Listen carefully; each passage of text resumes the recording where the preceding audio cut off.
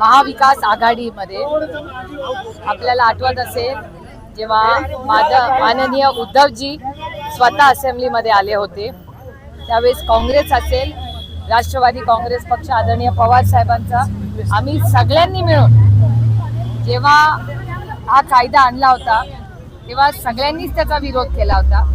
हो, मी मान्य करते कमिटीमध्येही सगळे होते, पण कमिटीमध्ये अनेक सूचनाही दिल्या गेल्या, पण त्याची योग्य अशी अंमलबजावणी झाली नाही. मला एकाच गोष्टीचं आश्चर्य वाटतं या सरकारमध्ये.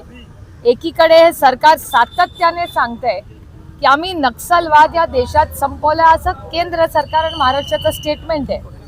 तर मग जर तुम्ही एकीकडे संपवला म्हणताय, मग त्याच नक्षलवादासाठी आता कायदे आहेत आणि चांगले योग्य ॲक्शन घेणारे कायदे असताना हा आणखीन एक नवीन कायदा कशासाठी, हा एक प्रश्न आहे. आणि साधारणपणे सगळ्या समाजामध्ये अशी एक चर्चा आहे, एक समज आहे की हा फक्त, आणि विचारवंतांची ही मतं आहेत, काय फक्त राजकीय विषय नाही. हा आज ते सत्तेत आहेत, उद्या आम्ही येऊ शकतो सत्तेत, त्याच्यामुळे ही एक प्रक्रिया आहे.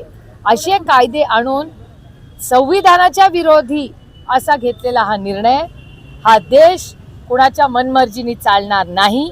हा फक्त भारतरत्न डॉक्टर बाबासाहेब आंबेडकरांच्या संविधानाने हा देश चालणार. आणि म्हणून या विधेयकाचा आम्ही सगळे मिळून महाविकास आघाडी म्हणून तर आहे, पण माणुसकी आणि एक जबाबदार महाराष्ट्राचे आणि भारतीय नागरिकही आम्ही आहोत, म्हणून आम्ही याचा ताकदीने विरोध करतोय. आणि आमची विनंती आहे महाराष्ट्राच्या सरकारचा की हा विड्रॉ करावा.